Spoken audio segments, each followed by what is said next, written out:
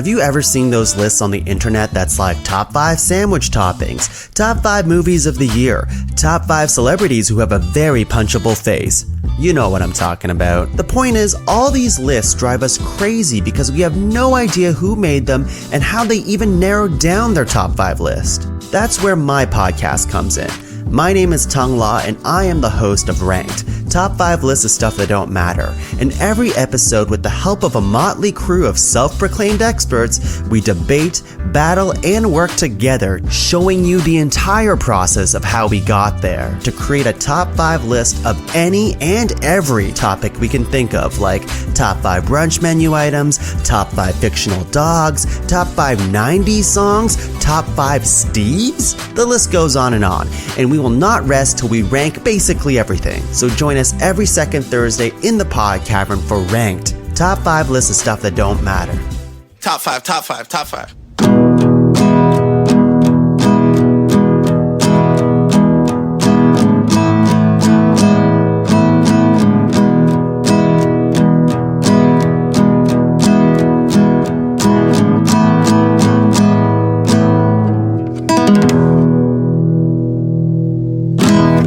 Welcome to The Constant Struggle. I'm Nick Watson. And I'm Brie Watson. It is March 2025.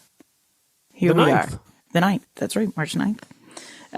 On the day of this recording, it's nice and sunny out, which is a nice change.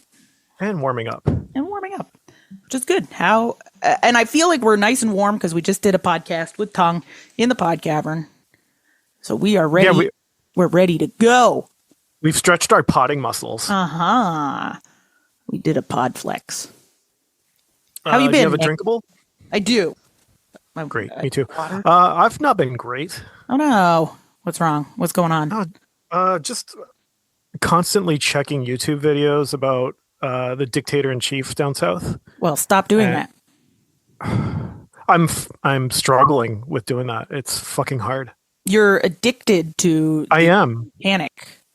Yeah. You have to go not cold turkey or whatever. Yeah, whatever it is, cold turkey.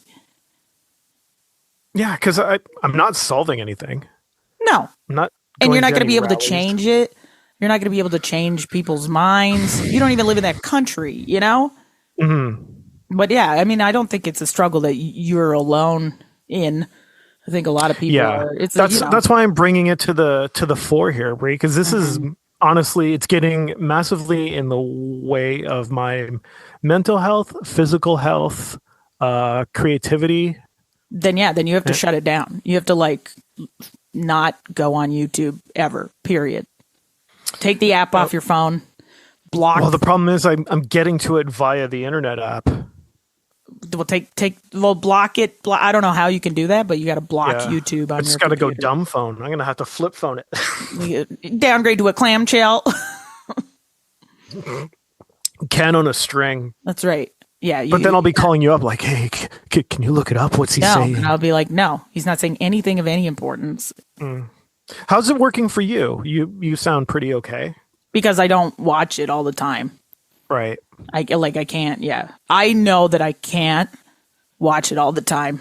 Like Dan can, and he has no problems with it because this is he's been watching my husband, for those listeners at home who don't know.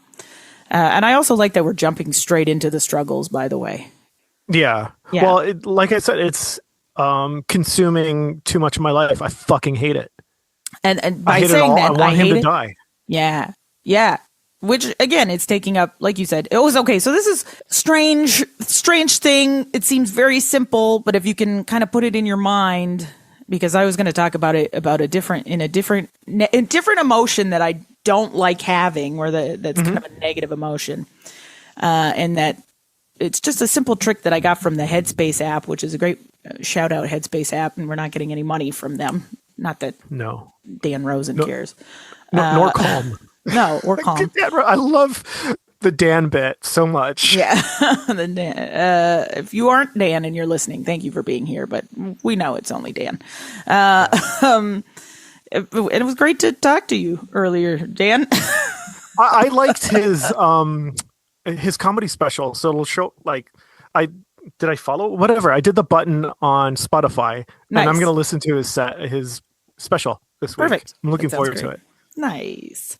But back to the Headspace, which is just when you feel the.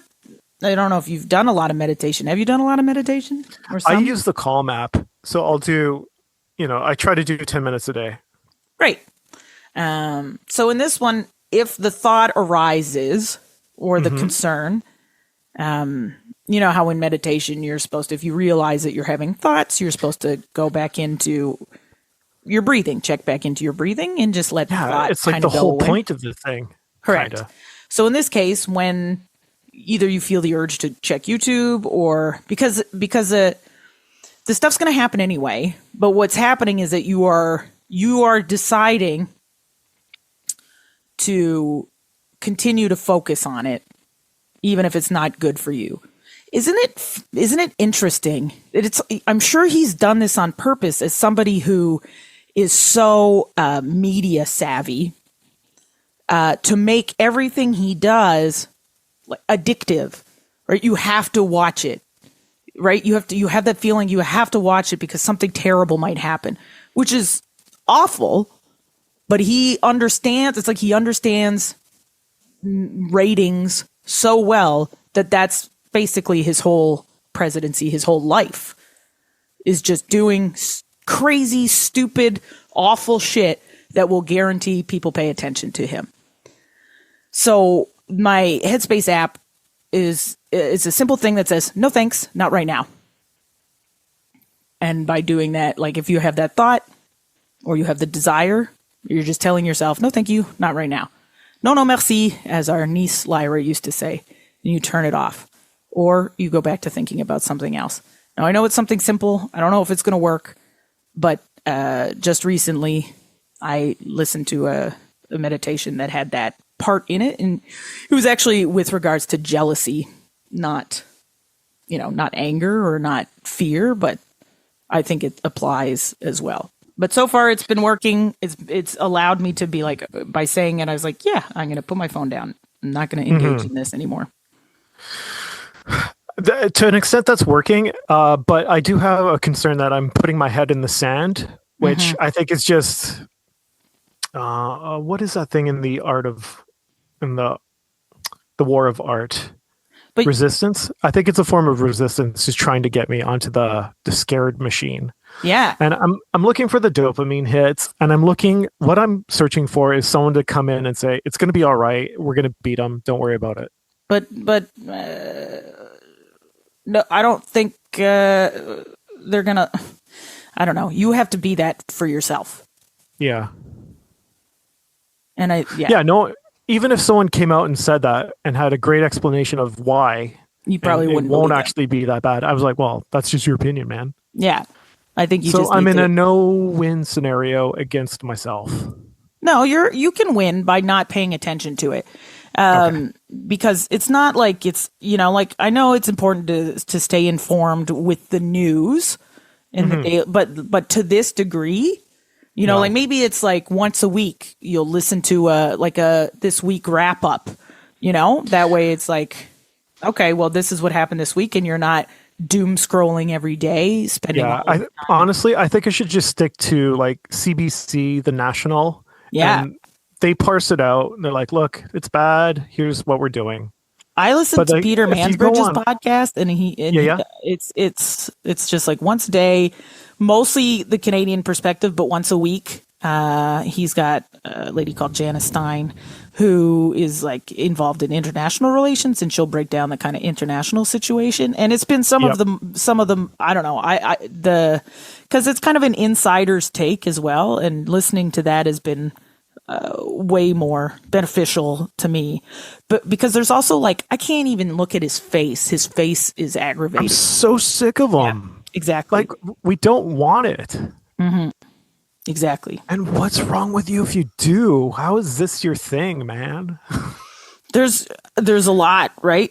There's a lot. There's the idea that you're like on the winning side, Yeah, of course, and then I there's always just like know flat out racism. it's your team. Yeah. You're on the red team, and he's your coach right now, so I understand. But like, they must be getting sick of him too. I don't know, man. Yeah, for me, it's like Elon coming in too, and I'm like, how is this? What is democratic about this guy? You know, like nobody voted for him. Anyway, we could jump into it forever, but the point is you don't want to. So no thanks, not right now. We're shutting that down. Great coaching there, Brie. Good job. The best thing about this podcast, Brie, is like because you and I are genetically the same. Yeah. Yes. It's like I'm able to just talk to my own brain. It's like, what if my own brain helped me out here? Hey, younger self that hasn't been through child raising and fucking constant being tired from said activity. What are we thinking about this? Oh, I'm constantly tired. It's just from other stuff. It's a different kind of tired, probably. Engaging in your life. Engaging in your life. Overpacking my schedule. And not giving myself enough time for rest. Yeah. So, sorry, Brie, you're going to be doing a lot of the driving today. I feel like I'm going to play jazz with this episode and just try to be as honest and thing as possible. So I haven't even thought about our format and things like that. Well, I've got it in front of me. That's what the little break between the past podcast and this podcast has allowed me to do that. So, I used it for eating Catherine's crepes. Oh, does she follow our recipe? Like Conan's recipe? I don't know. She has a recipe book and they taste pretty much exactly like those, but we do savory instead of like brown sugar and maple syrup. Yeah. We do ham and cheese and mustard. Oh, it's mustard. Amazing. Yeah, that would be tasty. Dijon. Oh, that does sound good. Dan went out to get shawarma, so I have that to look forward to when I am. Do you still have good shawarma places? Because I feel like our shawarma is going downhill. It feels like shrinkflation kind of stuff, maybe catering to the whites. No, we've got a good one. You need the chunky pickled beets in there. If not, like we need have to those. stop going. Yeah, we have those. If your Dan's shawarma place stops doing that, I also just like the pickled cabbage. That's tasty. All the pickled things. All the pickled things. All the pickled things. Food pod. Yeah, we're getting back on track. So have you listened to Marin? Here we go. There we go. We're hitting all of our key points. Well, let's go this way then. Let's start off this way. Well, not start off. We're already into it. But let's, so you gave me that as your big struggle. Are there any other struggles? Let's go to the back pain. When last we spoke, had I hurt my back again? No, I think your back was in a good place last time. Okay, so we were out for a wintry walk with Ruby, the dog. And she was getting the sore paws. Oh. So I bent down to pick her up and like just completely 90-degree bend down pick up. And just like I could feel muscles ripping apart. So like all my good stretching and everything like that felt like it was all for naught. And I'm super struggling to get back into a routine. And a lot of that is the stuff we've mentioned before that we're not going to get into because like all my mental space is going into that. Yeah, that says so much, Nick. Like even just being aware of that is important because you really know and understand that the one thing that you need to get over, like to get to a place where you're healthy again or getting back to your stretching and your healthy routine is to stop thinking of it. Like that's the one thing holding you back. And it's so easy to, but I think that's the whole point of and that's the whole point of, or whatever, you mentioned the dopamine hit. And that's the whole point of Instagram, for example, and all social media and like arguably American news. Yeah. Is to keep you paying attention to that. Because if you keep paying attention to that, of course they can, they've got ads. Sell you stuff. You will buy. Exactly. So it's like, it seems like it's easier, right? It's easier to do that because you're so passive and you feel like you're doing something because you're like, I'm staying informed by, of the news, but really that's not what it's about. No. And it is easier to engage passively because if you stop doing that, it means you have to be active again. You have to do the stretching again and you have to, this and that. It's the thoughts and prayers of it all. Like you're not doing anything. No, you're just absolutely. thinking about it and correct. Thinking and you're not your thoughts. Your thoughts exist and then they can go away. I right? love that. Yeah, you are not your thoughts. I know. That was huge when I first went to therapy because I was getting little dark thoughts. And then my therapist was just like, have you, you don't have to listen to them. I'm like, oh yeah. I know. Isn't that the biggest realization when you're like, I thought that's who I was. Like, yeah, I thought the caller's, that's what the I call's was. coming from inside the brain. Exactly. You know what I mean? And then you're like, oh no, it's just a thought, and I could stop and think about something else instead. Wow. Yeah. And then all the things like when you have fucked up thoughts and you feel bad about it, Yeah. they get wrapped up in that too. It's like, dude, you just had like weird brain fire right there. Yeah. Like your neurons just did they're playing jazz up there. They're That's having right. a fun time. Your monkey brain kicked in and said something that you like socially. And you only paid attention to, like, your brain's doing this all the time, but you only paid attention to it because it's weird and fucked up. Yeah. Because it wouldn't be worth it if you were just like, I need cheese right now. Yeah, like I need a sandwich is always there. So Yeah, exactly. The constant sandwich neuron. have we tried cookies? Constant sandwich. Brie, you just came up with the episode. Sandwich. Oh, perfect. But yeah, I think Nick, and also like how positive you were at the beginning of the year about your stretching and about your golf. I think it's Flushed like, it down the toilet. I don't think you did. I think it's just like this is a block, right? Like you're like the sore back is going to be a block, and now you just have to get back on track. You're aware of it, and now you have to get back on track. And it's of course easier for me to say.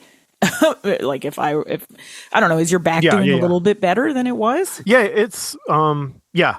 Okay, because I know like I just need to do my stretching because it's starting to stiffen up on me from lack of exercise. yeah. I also think like this time of year, like the winter we've had, and you guys got hit really hard in Mississauga. Like this winter has been so cold that muscles and bones and everything are more sore, than usual. But as things just going outside, it's cold and you tense up. Exactly. But hopefully the warmer weather will come and that'll be a little bit easier. Let's get back on the horse, Brie. That's right. Get back on the golf horse, which means, let's go to your word of the year. That kind of tied into your word of the year. Anything else word of the year worthy? I want to stick with that one and let it get me back on course. Oh. Nice. Ooh. Word. That's where you play it. Yeah. Why? Are you thinking of different theme words? No, I'm just like one of the things we've done for the format has been to go back to the word of the year and go back to the struggle and go back to the tank filling. Oh, well, maybe I can get you a different golf word that would apply to this. I'm going to take a mulligan. Ah, look at that. So that's all right. We're going to February was a breakfast ball, and we're going to just re-tee it up and go launch it in March. Get back into the game for March. There we go. I do like my lighthouse word of structure, but I have been having a hard time with it because I'm like, what exactly am I structuring? When do I where do I need it the most? And so we're in March and I still feel like I haven't fully put it together. There are some areas where I'm like, this is for sure structure that I am imposing and I am following and I am sticking to, which are things like my calendar, like my schedule, and making sure it's up to date when I put a new event in it, and I put it on my computer calendar so I have it with me wherever I go as well.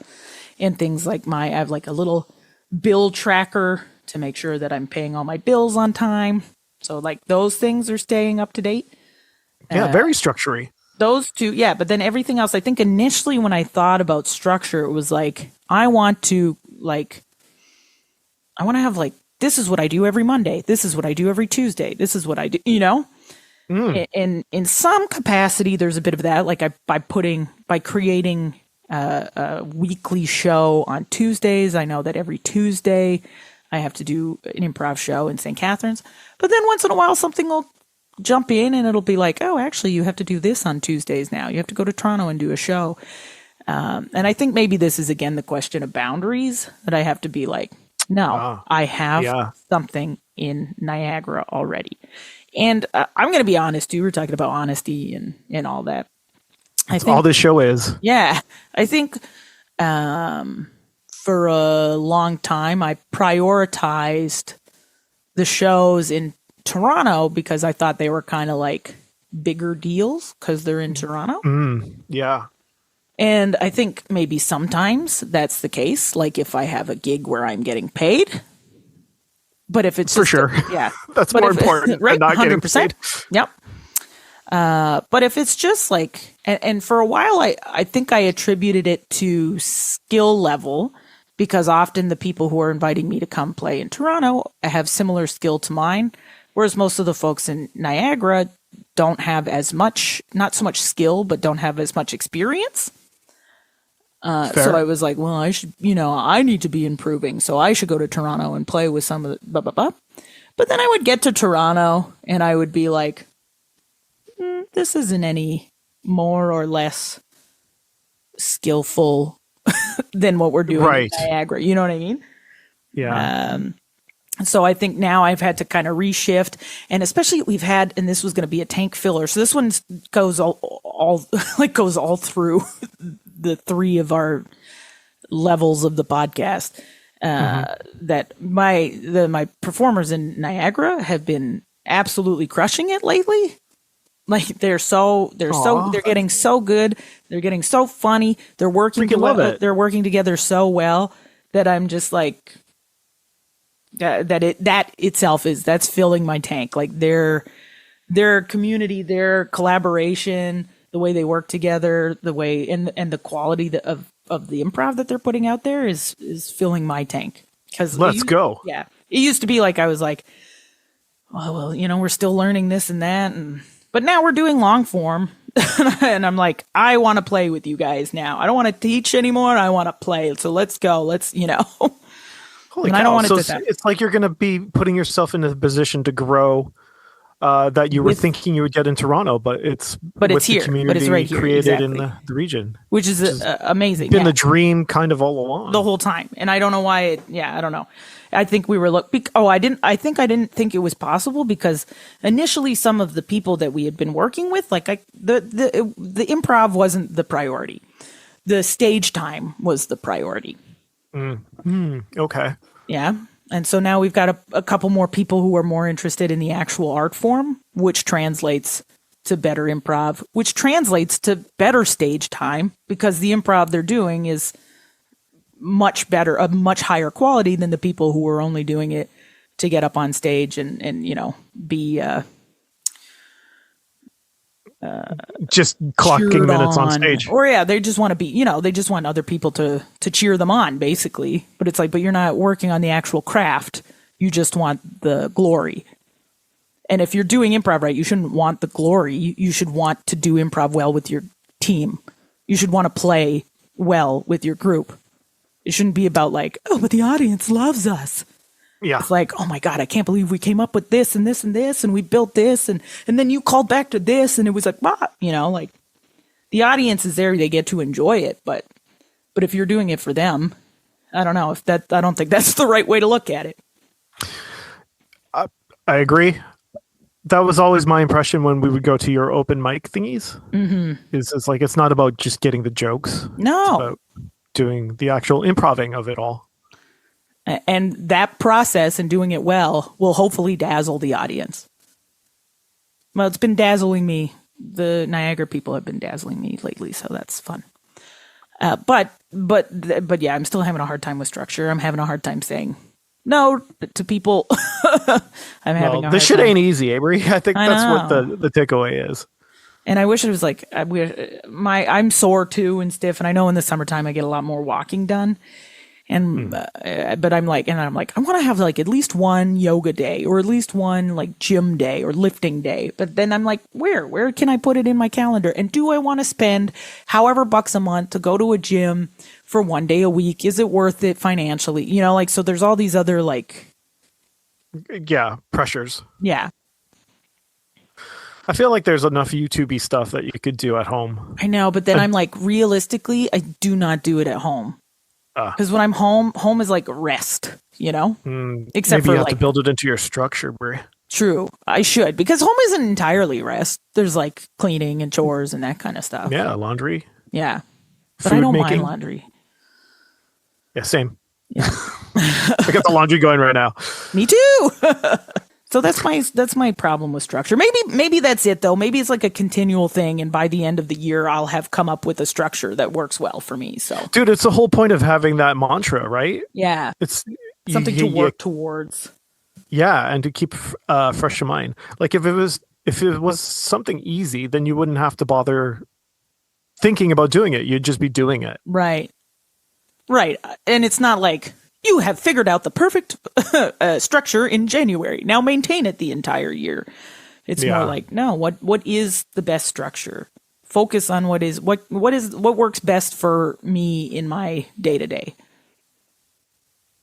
Bingo. I think it's helping because like next term, I'm like, I can't teach. I'm so tired of teaching right now. Like I can't.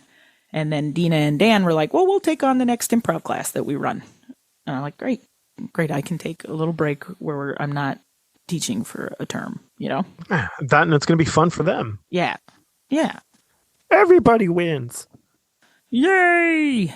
What about, I know you're saying you're kind of encompassed with the bullshit down south. Spiral? What about, is there room in there for things to fill your tank? Okay, so I'm glad you brought that up a little bit beforehand so I could have some thinking about it. Okay. And I've been filling my tank without knowing it. I've been going to doing things to get my mind in a better place. Good. Just basically distracting. Like it's been so negative up in my brain, dude. Oh no. I'm just like, I'm only doing this to hide from the horrors of the world. That's my Bamford. Is that pretty good? Yeah, it was pretty good. It sounded like a Manford. Yeah, it's funny because it's a truthful thing. It's how I felt, and it made it in a presentably comedic way. But what a great person to look to for actually actually going through like a tough psychological time. You know what I mean? Yeah, man. And making the most of it. All right, let's take a break and discuss Maria Bamford. She was at St. Catherine's earlier in the year, and it was so good. Fuck. Did you go? And yes, of course I went because I don't think there are tons of people around here who know who she is. We had like really fucking good seats. We were in like we were so close. It was great. Yeah, she's just so like good. making your career out of like trying to keep your brain healthy. Yeah. And being good at it, and like the other effect of that is like you might help people too. It's amazing. Yeah. I think it's the same with our buddy Marin. Well, I think a lot of the comedians we like are like that. I would say Pete Holmes is like that too. Oh my god, why am I drawing a blank on Pete Holmes? He's like the big goofy guy who used to be super Christian and then his wife left him. Oh. All right, I'm going to get back to Pete Holmes. Okay. He's like, and Chris Gethard. I'm mixing him up with Jeselnik in my brain now for some reason. Jeselnik. No. No. But also like Chris Gethard is like that. Like Gethard, who did his whole special on how he almost committed suicide. Like, he's another one like that. Like I like and Berbiglia. Berbigs. Yeah. And I guess to a different degree, Gaffigan. Not so much mental health. More like Jim's so family. solid. Yeah. Right. But anyway. So filling the tank. Mm-hmm. I've been watching shows. Mm-hmm. We got Apple. Severance. Are you watching Severance? Oh my God. Are you caught up with Severance? Not yet. It's on our to-do. No. So make it the priority. No, it's coming out. It's going to start, but we've got too many shows on. I was going to say Father Ted. Father Ted Lasso, yes. Father Ted Lasso. We did season 1, and that show is so fucking life-affirming. It's ridiculous. Yeah, it's like whenever you're feeling crappy about Trump, put on Ted Lasso, and you'll feel better instantly. God, it's so good, because it's just like, there are fucking way more good Americans than that piece of shit. Yeah, absolutely. That's why I don't feel great about everybody being so anti-US right now, because I know that the people who run the country don't necessarily represent most of the American people I've ever encountered face to face. Yeah. Yeah. Or the people I know who are in the comedy community, for example, or the improv community, I should mention. So there's that. We've been watching Shrinking, which is pretty good. Oh yeah, I heard about it. I haven't watched it yet. It's a solid B. Okay. And then we did some sci-fi. Which one? That one's Foundations. That's like Isaac Asimov's Okay, book yeah. series turned into I can't a. believe like you're watching all of this stuff, but not Severance. Like Severance is so the like Severance is going to flagship right start. now. It's Okay. coming. Like I think it's gonna. We've done season 1 of Ted, so I think we might do season 1 of Severance. Oh yeah, and then you won't want to do season 1 of or season 2 of anything else. You're just gonna want to watch more Severance. Okay. And then we also did HBO's The Pit, which is kind of serious, and it doesn't make you feel good, but it's very good as a show. Also, that sounds like Severance too. The Pit. Oh, okay, great. Yeah, Like that it makes doesn't sense. make you feel good, but you have to watch it. Right. Okie dokie. Yeah, The Pit is more like realistic ER drama. Oh, okay. Yeah, somebody else told me about this one. It's delightful. Like the character study's fucking great. Oh, good. Well, I mean, HBO does that well. Oh, HBO. Yeah, the hot take. HBO does good character drama. Yeah. I keep thinking of Succession and how good Succession is. And way to go to our boy, Kieran Culkin. I don't know, our boy? He's not our boy, but for taking home that Oscar. Yeah, I want to watch that movie program. Yeah, me too. Speaking of which, how great was it to see Conan hosting the Oscars? I want him to do all the Oscars from now on. Ugh, he's so fun. great. I know. It was a perfect mix of like a little bit of Conesy vibes from his show to also hosting the Oscars. Hosting the prestigious event that is the Oscars. The union busting extravaganza that is the Oscars. That's good. Any other? Where's the library? You didn't hear me argue. Do you have any other tank fillers you want to? Higher union. I mean, Yeah, I like that. Yeah, as somebody who is currently in 3 unions. tank killers. I've been reading a bunch too. No, nice. Yeah, so I did last month was short story month. I did 2 short story books. George, what's Saunders, American short story writer. His things were just like little firecrackers of short stories. You just read that, and go, wow, that was an adventure. Nice. And then I did Alice Munro, and that was just like, whoa, there's all the abuse. Oh, You could see it hiding there. well, I guess that's why you're right. I think that's why she wrote. Yeah, you gotta get that stuff out. It's fucked up. I don't know what to tell you. People struggle. Yeah, I like that sometimes tank fillers are like things about not good things. But Well, I went into it when it was just like Alice Munro, National Treasure, Nobel laureate. Started reading it. It was like, oh, and she helped her husband molest her child by not helping her or believing her. And it was like, oh, so you felt dirty halfway through reading it. Yeah. Yeah, I don't know enough about Alice Munro, and now I don't know if I'll bother. It's not great. It just, I think it shows the cycle of abuse and how it just hurts everyone around it. Hurt people. Yeah, there's that.